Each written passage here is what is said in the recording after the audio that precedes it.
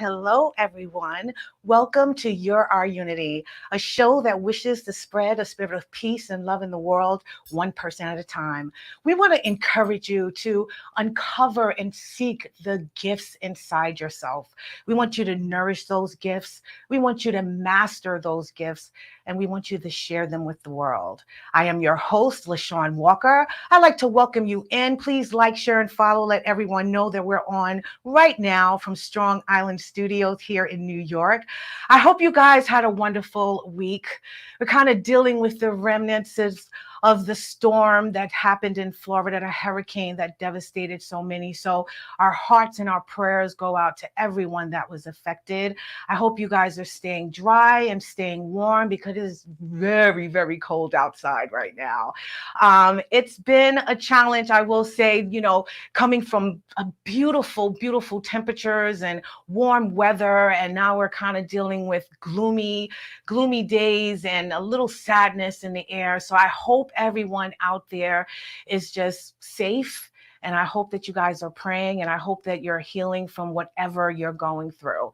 I hope you're also documenting, as we were discussing last week, the things that are going on in your world, taking advantage of reveling in the moment, not just journaling, but actually taking photos so that you can remember these times and reflect on them later. So I hope that whether good or bad, that you have something that you can remember and sort of memorialize later, something that you've grown past, got through, something that you've overcome, or something that you can celebrate. So I hope you guys are out there doing that this week as well, even if it's kind of cold in the house and kind of cold outside. Actually, this is the perfect opportunity to do it, for you to take those moments to just reflect on life. Speaking of which, today is Yom Kippur as well. And Yom Kippur is the holiest day on the Jewish calendar, and is also one of the most somber commemorations of the year. Yom Kippur in English means Day of Atonement, and focuses on repentance and asking forgiveness for wrongs that may have been committed over the past year. In doing so, people are called to self-reflect on their failings and flaws. No matter how you spend the day, it's time to atone in your own way. Whether in a synagogue or at home, this year it begins sundown tonight and ends at nightfall tomorrow. So I pray to all my Jewish friends and family out there, and all of you guys, whether you're Jewish or not, I pray for an easy fast, but even more so, I pray that, blessings are upon you, and that everything that you're hoping for and wishing for, and the forgiveness that you're seeking, that it is had. So as I always do, I speak about things that I do over the weekend, things that I enjoyed, participated in. So I want to discuss that with you because I have a kind of a packed show and I want to get to everything, and I don't want to have to sit here and tell you, oh my God, we got to invite the guests back. It's not going to happen today. So this week in Unity in the Community,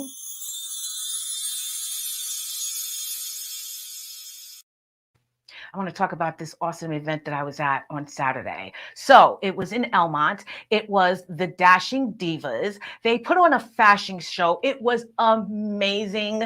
These young ladies, they again started down the runway. They were sitting up there feeling so self-empowered. They looked beautiful. It was amazing. Now, Dashing Divas is a company that understands that we are all born beautiful, and true beauty comes from within. Darling Diva's goal is to treat each member of their family like the special person he or she is. Since 2007, director Miss Cheryl, Miss Kiana, and Team Diva have encouraged their divas and dons to actively participate in their community by volunteering or giving back in some capacity.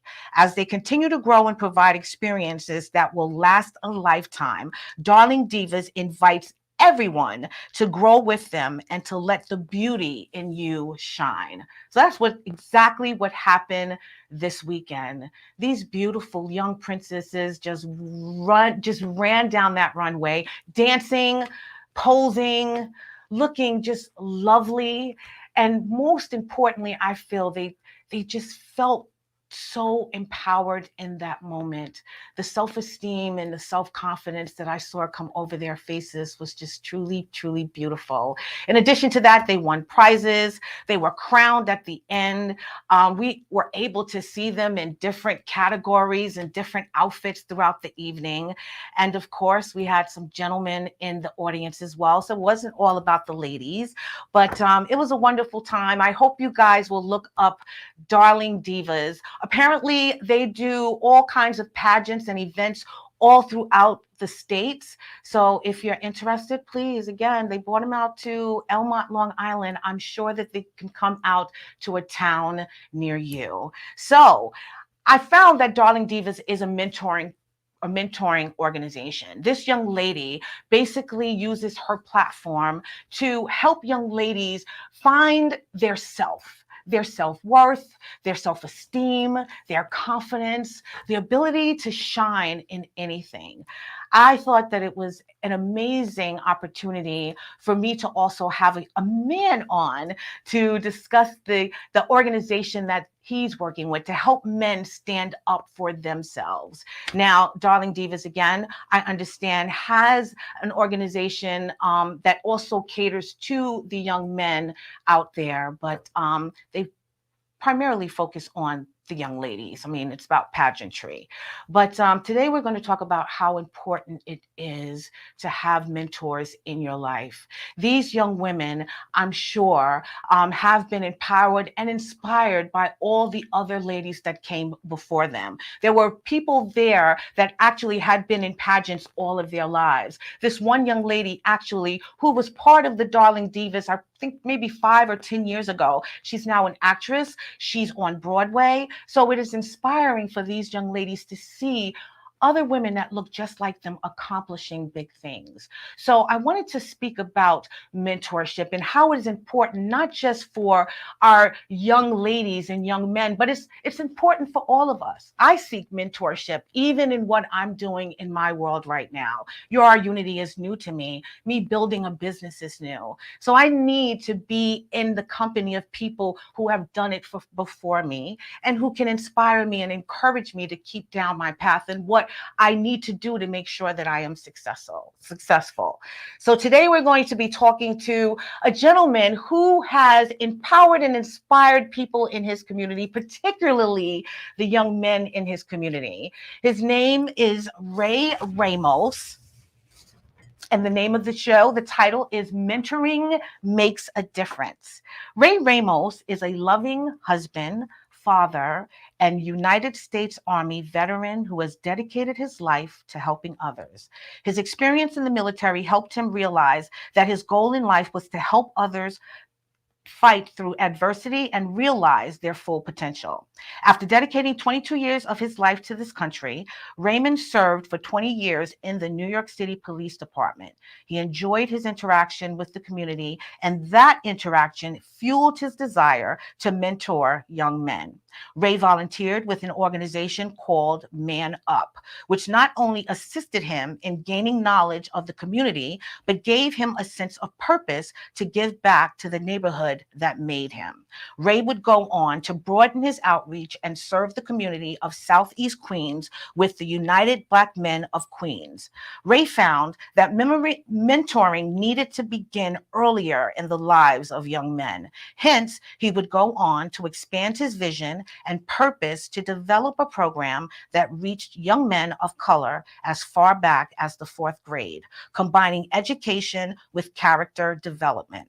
Ray co-founded the nonprofit Project Hype, helping young people evolve, designed to be a male mentoring program that helps young boys grow up into responsible adults. Furthermore, Raymond has received a multitude of awards and titles and contribute for his contributions to the community. He is here to share why mentorship makes a difference. Please help me welcome Mr. Ray Ramos. How are you? I'm well, LeShawn. Thank you for having me. thank you so much for being here. I know that was a long intro, but I wanted you Yes. guys to get a full understanding of who this man is. It is such an honor to have you here. So thank you so Thank much you so much. again. Even through the rain and the traffic, we made it We happen. made it happen. Yes, That's we right. did. Yes, we did. So, as I mentioned Mhm. in your bio, how you've been a mentor, a life coach. You've been in the police, a police officer for 20 years. I want to know first a little bit about your upbringing and Mhm. where did you come from? Like, I know Brooklyn.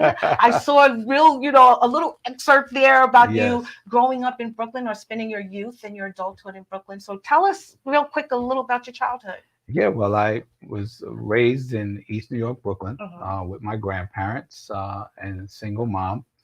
My dad was involved in my life, but he and my mom were not together. Okay. And so I had a what I considered a normal childhood, even though I would go on to later on to find out that we really struggled. Wow.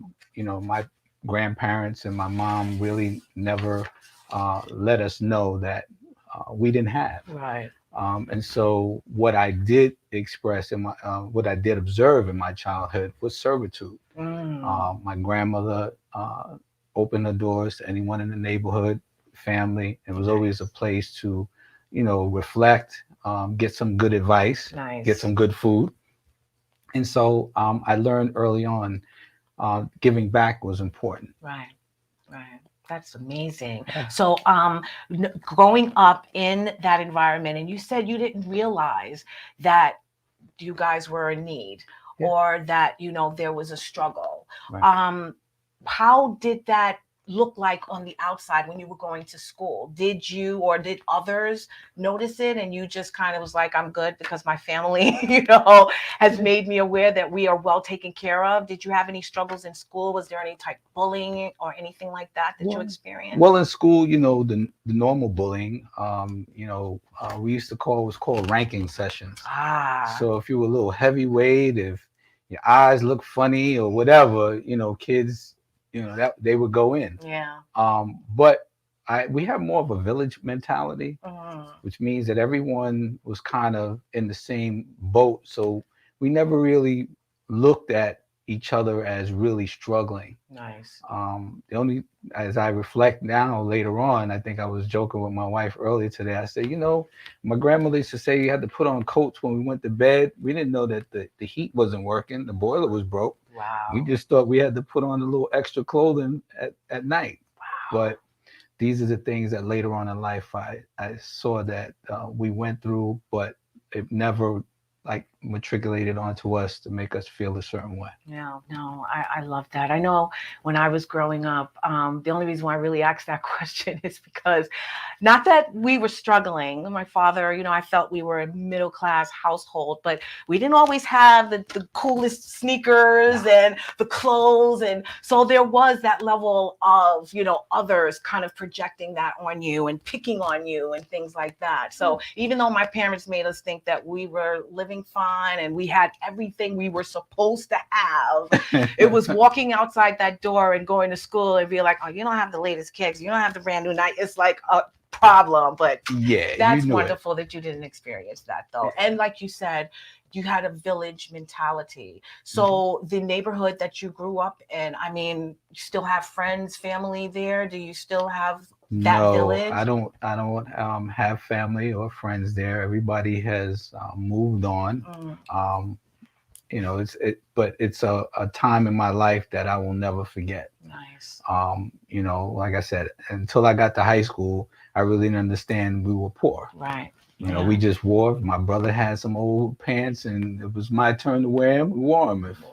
had little holes in the sneakers, and we put a little something at the bottom of the sneaker, we just kept moving. Right. And we really didn't, take things too personal. That's great. That is wonderful. Now, you're, growing into manhood, did you have great role models in your male role models in your life at that time?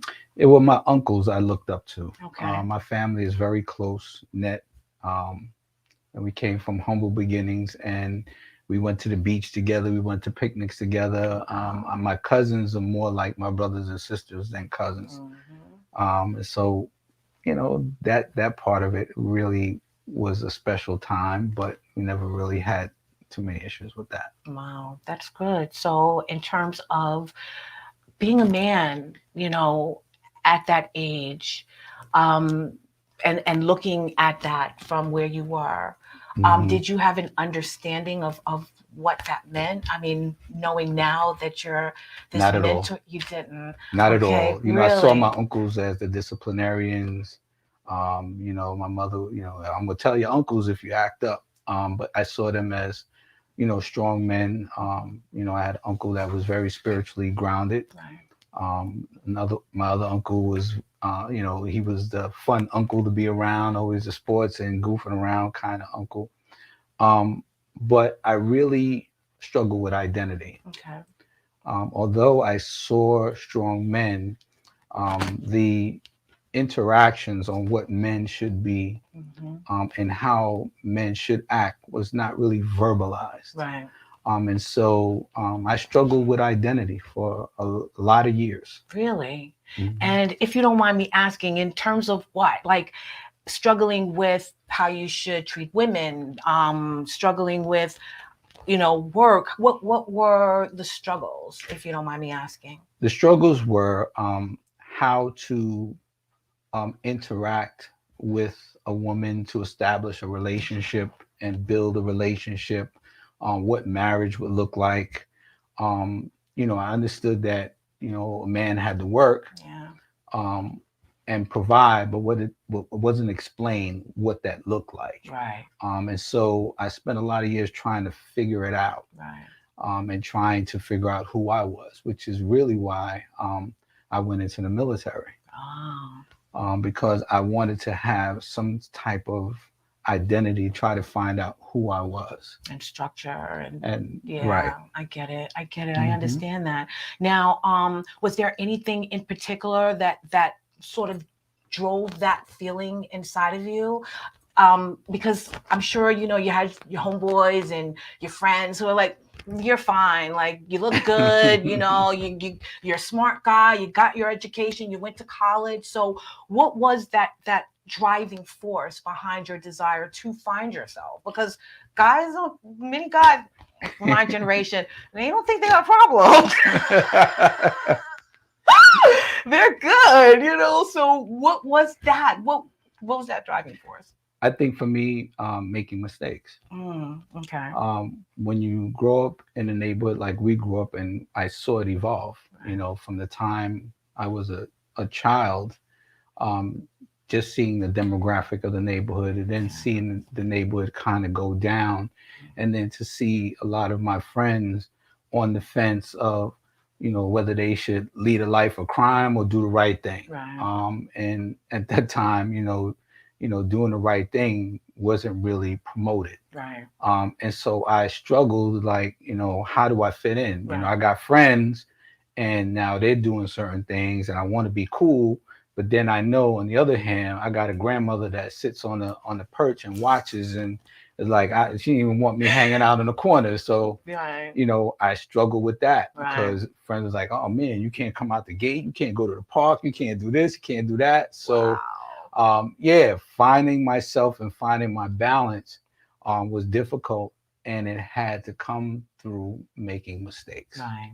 I love that. I love that because that means that you wanted something more. You wanted to uncover your gift, to discover actually what you're made of and why you're here. Mhm. And the military, what did it teach you? What did you learn from that experience? The military taught me that, to overcome difficulties, Okay. that, despite the struggles, the outcome on the other side is strength. Right.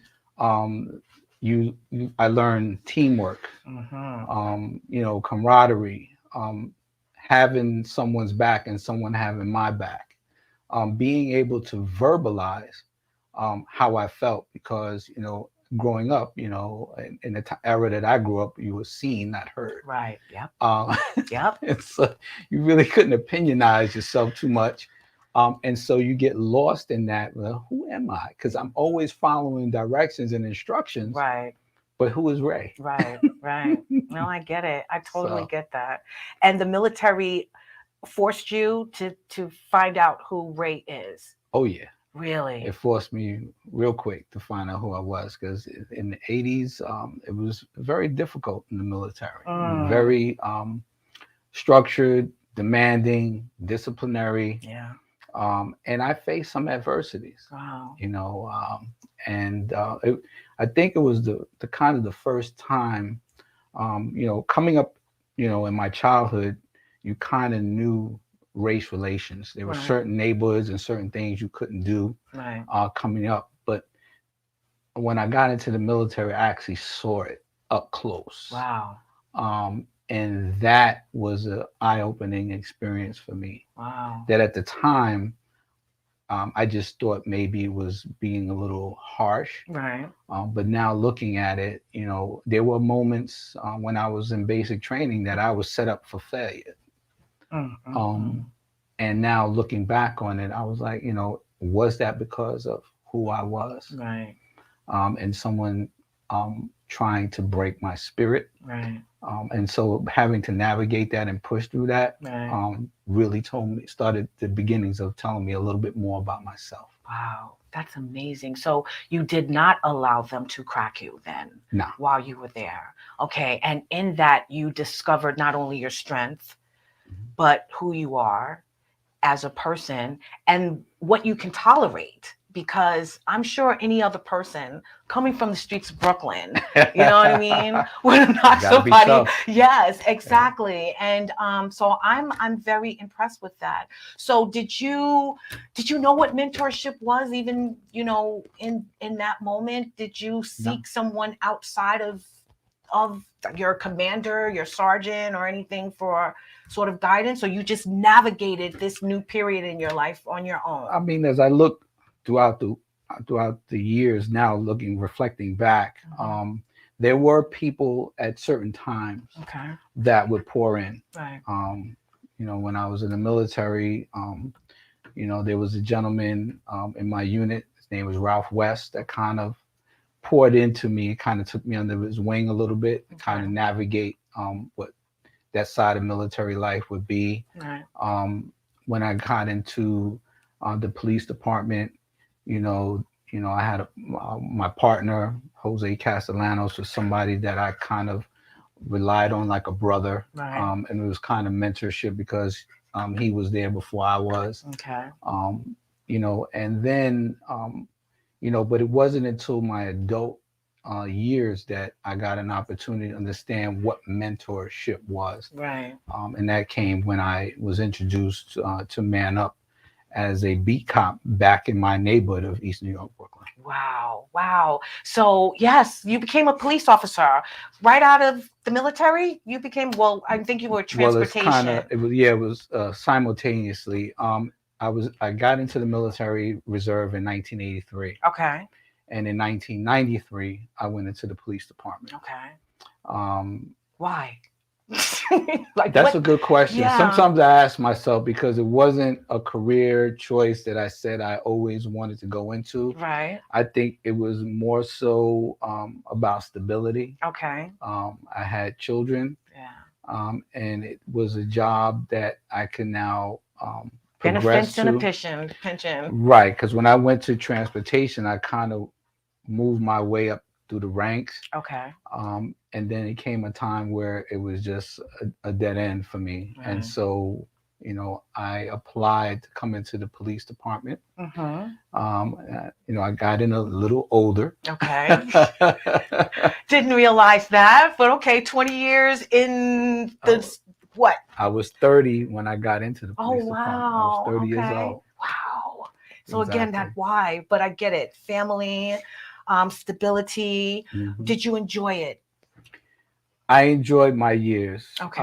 I must say there were some rough times, some Okay. rough patches, but for the most part, I got an opportunity to try and show the community that sometimes instead of complaining about a Yeah. particular thing, um, the best thing that we can do sometimes is be a part of it so that we can be a part of the change, so we can be those change agents. Yes. And throughout my 20-year career, I tried to let everyone that I came into contact with realize that when I came in, that it was more than a job for me. It was sort of like showing, our people that we can take on a job like this.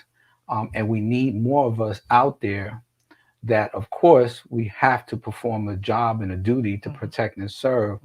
But servitude means more than just putting someone in jail. Yes. Yes. Yes. Servitude is about respect. I agree. I agree. Now, let me ask you, was this something that you felt because now you're in this position, you have the ability to reach these people, or was this, just something that you've always had in your heart and it was like, oh my God, here's the audience, here's the people that I need to be reaching out to? How did that come about? Well, it was something that I was learning along the way as I was evolving and growing as a man, being able to take each interaction and try to see if I could interject something positive into someone I came into contact with. Right. One of the things I used to share with guys all the time, I said, look, man, I'm not knocking your hustle, but mine has longevity. Mine has a pension plan. Yeah. Mine, I could take care of my family. Yeah. Yours, on the other hand, you always got to look over your shoulder. Yeah. Yeah. It's a lot more stressful. And at the end of the day, what is the end game? To that. So those interactions, I try to, not every situation, but most, I try to interject when possible the opportunity to just have a conversation with somebody. No, that is really, really important, and especially key to reach young men. Yes. I think that's really the hardest, and especially in rough neighborhoods when all they know and all they've seen is to be tough and is to know by any means necessary, Right. take care of and get whatever you need to get. So let me ask you, working in that and working in Southeast Queens, and I'm sure projects, and it's like it's scary, but you're working with these people now.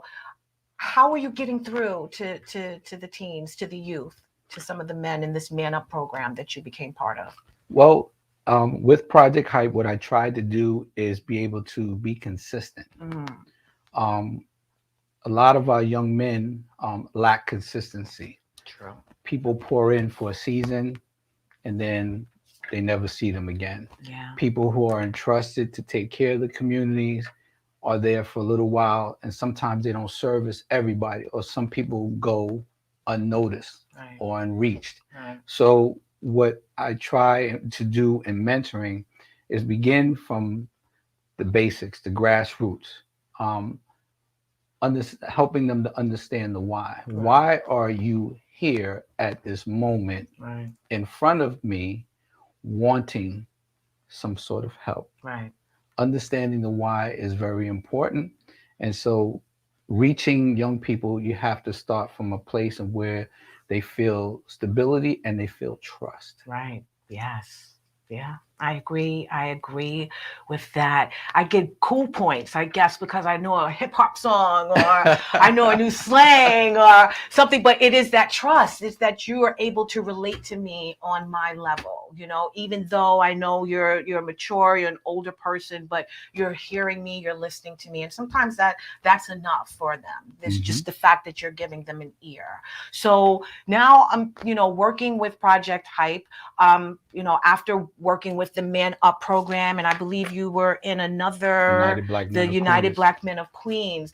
What did those organizations teach you that you've now carried into Project Hype? Well, Man Up taught me a lot of what I've put into my mentoring for the past 20 some odd years. Okay. Because Man Up was a community-based program that provided kids a safe space. And in East New York, that wasn't always available. Right. Where kids can have a place where they can be themselves. Right. But at the same time, get a no-nonsense approach to manhood and womanhood. Right. Because Man Up was dealing with young ladies and young men in the community, and helping them with homework help, but also when they broke down into their mentoring components, giving them a no nonsense approach that we want to help you win, Right. but you got to help yourself. Right. And so Man Up, and then moving on to United Black Men of Queens. United Black Men of Queens was like a fraternal organization of, businessmen and men in the community that wanted to give back servitude. Okay. And so mentoring was one of their staples. And what they would do is they would come to schools, talk about their careers and how they got to where they got. Okay. So two different spectrums. Right. So when I developed Project Hype, what I saw is that in United Black Men of Queens, we were dealing with young men from ninth grade to 12th grade. Right. Now, what I observed is that young men were coming into the ninth grade with so many issues and so many walls to break down that it was hindering them from finding their manhood, but also having academic success. Right. And so taking those two spectrums, I said, I need a program that reaches as far back and as young as I could possibly get them, and begin to navigate them where they are and take them through that process. So when they reach the doors of high school, they have an idea. Right. They don't have everything figured out, and that's okay. Right. But your respect needs to be in check. Your manhood needs to be in check. Yes. And your why needs to be in check. Yes. I love that. I love that. Let me ask you a question. What do you think it is that these fourth graders, these young men in the fourth grade need that you didn't see or didn't receive at fourth grade, so that they're not questioning who they are when they're in high school, out of high school, ready for college, ready for the world? I'm glad you asked that question. Okay. They need a strong man. Okay. Years ago, I watched this film on National Geographic, and I used to show this video a lot. But it showed these elephants in Africa, Right. these young male bull elephants in Africa that were kind of losing their minds, and and because of that, some of them would have to be put down. Wow. Someone came up and they thought about it, and what was happening is they pulled them out of their society, they pulled them out of their norm, and thus they were left to try to navigate manhood on their own. So when they brought the adult male bull elephants into the pride or into the community, it changed. Really? And that's the same analogy that we have. When the man has been removed from the family dynamic, and sometimes a man does not physically have to be removed, Right. but he's just economically or emotionally removed, it affects the whole family dynamic. That is true. Women cannot raise men. They can lead their young sons, but so far. Right. But when they begin to change, when they begin to question, when they begin to go through these mannerisms, it takes another man to navigate and hold them back and say, no, this is how a man moves. Right. Right. And so that's Wow. Now, knowing that that is very important is for them to have a male structure in their life. Sometimes that's not possible. So knowing that, and a lot of single women, and we're out there raising our sons to try to be the best men that they can possibly be, and knowing that we can't teach them to be a man, what can we as women give our sons so that we're helping you know what I mean, when they finally do reach that man in their life that can offer some kind of guidance? What can we kind of help give them until that time comes? Well, again, the stability and the support is what women have been doing hands down forever, and it has helped their young sons to a certain point. But then you have to find those programs. You have to find those individuals that are willing to pour into, I read a book, when they talked about Black Bar Mitzvah, Right. and a mother that went out and interviewed men in different careers to pour into her son, Nice. who was already challenged because of his disabilities. Mm-hmm. But these men, these doctors, these lawyers, poured into him and began to show and navigate. But it took the strength of that mother Mm-hmm. and the trust of that mother to want to seek that help, because a lot of times we get prideful. Yeah, we do. We do. We do. We do. And I know a lot of women that just can't let go of their sons. Right. And we raise these men a lot of times to rely on their mothers and the women in their lives, and they don't know really how to stand up and be a provider and a man, a real man. Mm-hmm. And it's because they do need that guidance from other men. So that's what I think it is. I think women just need to take their sons as far as they can actually take them. And then, like you said, seek outside, guidance, assistance somewhere, so that they can be influenced and mentored and inspired by people who look like them. Now, let me ask you, in this, this world that we're living in now, it is so, so important that we raise strong men more than ever, I feel. I just don't even know how to express it even deeper, but more than ever, we need that. We need strong, not just Black men, but just men in general. How do we do that now? What should we do going forward? What are the tools that you're pouring into the group that you are working with now? What does that look like to the people outside?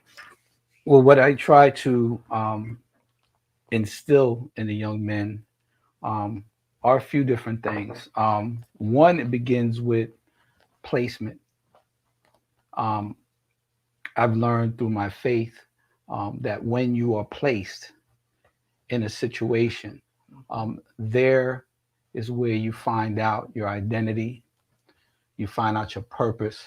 Um, you're given the provisions, and then you're given the parameters, the rules in which you are to navigate in that place, so that you can begin to evolve.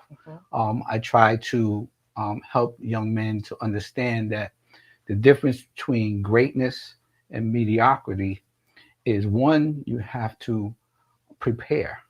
Right. So the preparation of your manhood journey is important. You then have to practice those principles that we teach, so that then you can go and execute.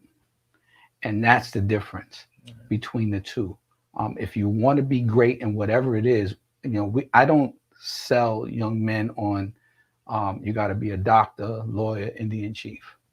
Be the best you that you can possibly be. Yes. Whether it is a janitor, yes, or the president of the United States, do so with excellence, with pride, yes, and understanding why you are doing it. And it's a journey. Yeah. Yeah. You're absolutely right. You are absolutely right. And it sounds so simple. You know what I mean? You just wake up and you want to just be the best person that you can be. And you want to achieve the most out of that day. And you want to give the most to everyone and anyone in your space for that day. But it's hard to get that out of people every single day. Dealing with, just not the influences of the world, but family issues and mental issues and things of that nature. It is hard for us to navigate through our lives, just even expecting to just have a smile every day. So with these young men that you're mentoring and you're pouring into them to just compassion, love, peace, unity, dig deep into your core, uncover your strength. Do you find that you're reaching them? And if you're reaching them, are they coming back to you and saying that they've grown in this way, that they've evolved? What are your stories? I have young men now that are going for doctorates. Wow. Who have gotten master's degrees, who are now coming back to community to give back, and those that have gone on through the core values that we've provided them, Mm-hmm. loyalty, duty, respect, selfless service, honor, integrity, personal courage, they have passed that on to people that they come into contact with. Wow. And so from 2005, when Project Hypes first got started, to now, we have impacted hundreds of young men. And so, the success stories are great. But again, on this journey from the beginning, a lot of the times I always would start off, and it was kind of like a shock treatment. And I would tell them, look to your left and look to your right. Not all of you are going to make it. Yeah. But say to yourself, I'm not going to be that one that does not. Mm. If you do that, I and the mentors that volunteer will walk alongside you each and every step of the way, because the rules to this is given up to us so far back as Jesus. Yeah. Jesus came alongside his disciples. Yes. He helped and navigated to them, but the ultimate goal was to launch them, Right. not to hold on to them, to Right. give them the necessary tools that they need so they can go out and impact not only themselves, but impact communities. Yes. Yes, I agree with that. And do you add a level of spirituality to your mentoring? No, I'm sure you deal with diverse, kids from all over, but do you inject that into your mentorship as well? And how do you do Yes, that? most definitely. Of course, in schools, you're not allowed to Exactly. speak about scripture or God. So I have programs that I deal with in the school and out of the school. But how I give the spiritual component to a young man is, you can do it through a story, a simple story. Yeah. Yeah. And without, giving them scripture. Yeah. You can tell them, A testimony, yeah, something that you've gone through. who likes football? I like football. Who likes basketball? I like basketball. Well, you know what? Spirituality, we have an owner of the team.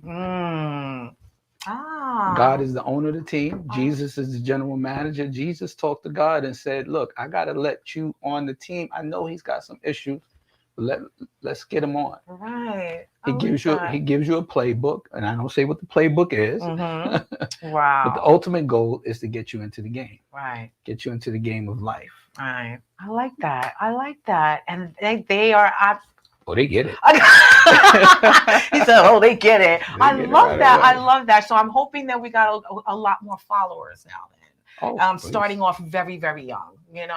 Fourth grade and up, because I think that's really what we need too, is to just reestablish that spirituality within the adults, so that they can now pour into the kids. We've lost it through the years. It's sad, it really is, but it's true. I think that we need to share God, Christ, some type, if you, regardless of the religion, regardless of where you're from, right. We have to share some type of spirituality. There is someone out there bigger than us, something bigger than us that's at play. And we need to get in line. Actually, can't work out that muscle if you don't have all of the components. That's right. The mind, the body, and the spirit has to be in unison in order for us to be complete. Yes, I love that. You're so right about that. All right, so Project Hype. You also a minister. I understand that you ministered recently at a church. You spoke about building the foundation. Yes. Talk to me real quick, and the guest, our audience, real quick, about what that means exactly. Okay, well, shout out to my church, Bethel Gospel Tabernacle. Yes. The greatest church in Queens. But building a foundation takes all the components. You cannot build a structure or any type of building without a strong foundation. And that takes everyone being a part of, everyone doing their due diligence, everyone getting involved.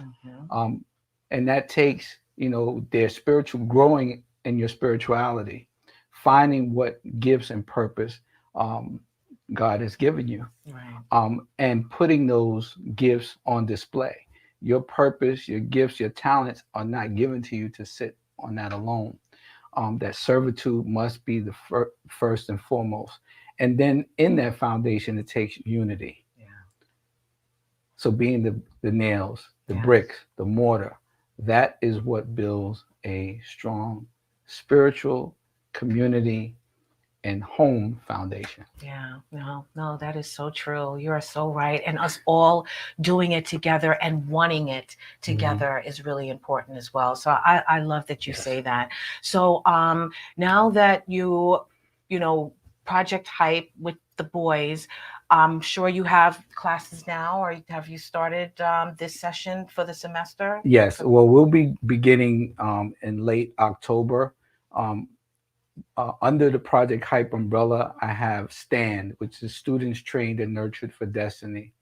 And in Elmont, Long Island, I have a group of young men from 9 to 15 years old Okay. that I am mentoring. Project Hype is the whole umbrella. I was a part of helping to establish the Men of Elmont at Elmont Memorial High School Okay. with then Principal Kevin Dougherty. And so I also do life coaching. Okay. So through Believe, Belong, Become, I put out video content. There, I call it a minute with Ray, where I may put out a quote, or I may put out something to help you throughout the day. That inspires you. I Right. like that. I like that. Well, put us in the day of a mentorship with Project Hype. How do you help these young men in a session? Well, in the day of what we usually do is now, because of COVID, COVID, yeah. we had to do a lot online. And what we would do is we would open up in a PowerPoint, Mm-hmm. and we would give a lesson, whether it be on attitude or what have you. And then we would ask a lot of it is interactive. Okay.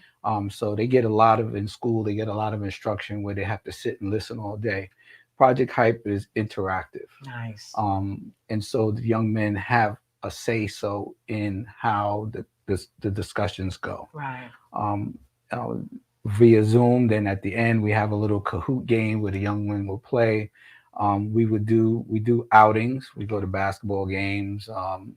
We do bowling events and stuff like that. Right. But prior to that, what a day in Project Hype would look like is the young men would come in the morning in the school. I'd give them a few minutes to kind of run around and get that energy Right. out. Right. And then I would set up a structure. Young men would line up. We would then do a self check-in to see, how their week was going, and then we would break off into an individual session. Mhm. Some stuff is planned out in Right. terms of content, Mm-hmm. but a lot of times I like to keep my ear to the grind and listen to what's going on. Um, you know, like for instance, when the George Floyd situation came out, Yeah. we pretty much put the brakes on everything and we said, well, how do you feel? Yeah. We gave them a chance to reflect. Coming out of COVID, Right. I did things of how are you coping? I did a PowerPoint presentation where they just looked at pictures Yeah. and I wanted to get their feedback on how they felt. And it opened them up a lot emotionally because they were missing that social emotional component. Yeah. So Project Hype help evolves into what the needs are Right. for the young men. So some of it is structured, Mm-hmm. but a lot of it is just listening to them Right. and allowing us to have those real world conversations. Right. And also seeing what each individual needs, because even though it's a class sort of structure, you still, like you said, you're in tune with each individual, so you will Yes. know what other services they may require or assistance they may require. Right. That's really good. And when the summer comes, giving them things, if there's summer jobs coming out, Mm-hmm. putting that information out. If there are camps, I do consulting work for an organization called Inspire Sports Camps, Mm-hmm. and they take kids grades 4 through 11, and they go away for unbelievable week experiences in Pennsylvania For like $100, right? for $100. Oh my God. You're not getting that anyway. Yes, you're So, not. I said that a couple of weeks ago. Tasha was on the show and told me about this. Oh my gosh, you can't beat that with no. a stick. I am so serious. So that's amazing. So you work with this camp every year. You have kids going, and how many kids? Is there a limit to how many can participate? Or Well, last year our goal was 650. We met that goal. This year the target is 800. wow. And so I'm already working. If there are any organizations that work with kids, any church youth ministries that work with kids in those age groups, please reach out to me. Wow, that's amazing. Ray at Inspire Sports Camps. Yes, we will give .com. you his information before he leaves. Exactly. That is awesome. Everyone should take advantage of that. Yes. So the time is winding down, and you know I have a million more things to talk to you about, but I do want to ask you about the men, the grown men. We have the youth that we need to mentor, and we need to inspire, and we need to motivate. But I know, as a recent conversation between you and I, that you're also in the business of motivating grown men. Yes. So tell me about what that is like real quick, and what do grown men need right now? I know what they need, but what do you think they need? Grown men need a lot of the same things that the young men need. Okay. They need consistency. They need focus. They need purpose. They need trust. So many men are stagnant because of their childhood upbringings. Right. Like I said, it took me a long time to realize who I was as a man. Yeah, I went into adulthood. And so just knowing that, I'm able to speak life to men and help them to navigate the challenges that they're dealing with personally. Right. And I do that through the life coaching. I do that through the inspirational quotes that I put out there. My wife and I do walk and talk with Ray and Princess, and a lot of people have contacted her back and said that content really helps them. Just a daily inspirational word that somebody may need. Yeah, no, that is important. And sometimes that's all you need is an inspirational word, a smile, a kind word, even. I mentioned that today on my social media when I promoted the show, is just have a kind word for someone today. Be good, do good, just live good. So we're about to say goodbye to you, Mr. Ramos. But before we go, I want you real quick to just leave us with some inspiration. And we're going to put up your contact while you're doing that. Well, the inspiration for everyone is just embrace your position. Wherever you find yourself, whatever you find yourself dealing with, find the positivity in that position. Because many times it's not about the situation, but everything to do with you and the self-reflecting and things that you need to begin to work on in order for you to walk into your position or your purpose. Yeah. Yes, that is wonderful. That is beautiful. His contact information was there. You can reach him at Project Hype or Become. Is it Believe? Belong, Become. Believe, Belong, .com. Become. Tell us real quick about what that is before I go to the Dare to Be You. Well, in order for you to become, you have to believe. You have to believe in yourself, believe in where you've been placed, so that you can belong to society. And once you can navigate that, you become so much more empowered. Yeah. So that's why I use those 3 words. I love that. And that is your life coaching practice? That is my life coaching practice. I love it. Believe, belong, and become. And we must all do that, my friends. All right, I want to get real quick to the Dare to Be You. And the Dare to Be You is, in order to be a mentor and an effective one must care. You must care. You must care. You don't have to know how many square miles are in Idaho. You don't need to know what is the chemical makeup of chemistry or of blood or water. Know what you know and care about the person. Care about what you know and care about the person you're sharing it with. And that is from the beautiful Maya Angelou. And I'm sure you would agree. That's That's the right. only way it's going to get through to them. And it's the only way that you're going to feel satisfied that you actually imparted good information. Am I correct? That's right. You want to expand on that a little bit? Because that's all this man has been doing. You know what I mean? Is caring and sharing and giving and mentoring. Giving back to society, leaving a legacy, um, understanding that we must go through this world caring for one another, getting in where we fit in. We don't have to do enormous things, but just a little bit. Speaking life. They tell you the power of life and death is in the tongue. Yeah. Speaking life every day, encouraging someone, and just being the very best version that you can possibly be is key. Yes. Amen to that, my friend. Thank you so much, Thank you for Mr. having Ramos, me. for being here. Thank you for ministering to us, not just our souls, but our minds. I hope you guys just enjoyed this episode. I hope you also become a mentor, especially if you've got something to share, something that you've been through, something you've Mhm. overcome, something that you can instill in our children to make them thrive in the future, make them the leaders that they were created to Created to actually be. be, uncovering their gifts. I want to thank my friend Ray Ramos, but if it wasn't for my other friend Savitri Ferdinand, who I forgot to say happy birthday to, so you got to put up her picture Oh, real quick, Bobby. Happy happy birthday to my birthday, beautiful Savitri. friend Savitri, and thank you for the connection to this amazing man. She just celebrated her birthday. I still can't lock her down to hang out or to have a dinner or nothing, but she's a very, very busy woman, Yes, such he is. as you are as well, my friend. So, again, Mhm. I'd like to thank you for being here. We are going to have you back. There's so much more to discuss. I want some of the youth that you actually have in your program on the show as well, so that Okay. we can hear and we can share their Look forward story. to it. All right. So I'd like to thank you guys for tuning in to another episode of Your Our Unity. Thanks again to Ray Ramos and Strong Island Studios. Please remember that peace and love is in the palm of our hand. Let's go out there and be some love, share some love, give some love. Have a wonderful evening. We'll see you next week on Your Our Unity. Have a good night. Say good night, Good Mr. night, Ramos. everybody.